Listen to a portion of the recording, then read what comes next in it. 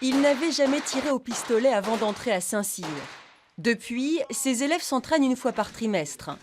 Bientôt, ils seront officiers dans l'armée de terre. Ils devront manier les armes à la perfection. J'étais groupé à gauche, j'ai essayé de plus grouper à droite. Et du coup, on a un tir qui est plus éparpillé.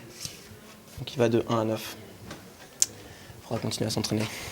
Après avoir réussi un concours d'entrée difficile, ces jeunes passent 3 années à Saint-Cyr. Ils perçoivent entre 1 200 et 1 500 € par mois. Pendant ce cours de transmission, personne ne quitte son treillis, même l'instructeur qui est militaire de terrain. Le poste est effacé, vous réinitialisez à nouveau.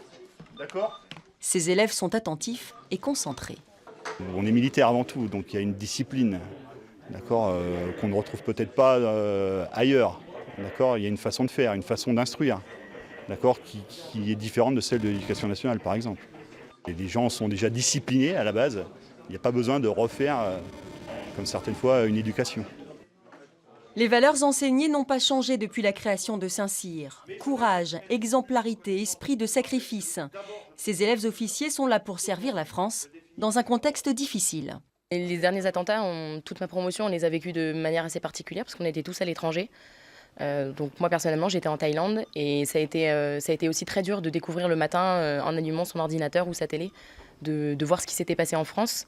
Et je pense qu'à ce moment-là on a tous eu envie de rentrer en France et de remettre notre treillis pour se remettre au travail et d'arriver le plus vite possible sur le terrain. Dès leur premier mois arrivés en régiment, ils pourront être projetés en opération extérieure ou sur la défense du territoire national. Comme j'aime à leur dire, entrer dans la vraie vie, quoi. Voilà, là où on les attend.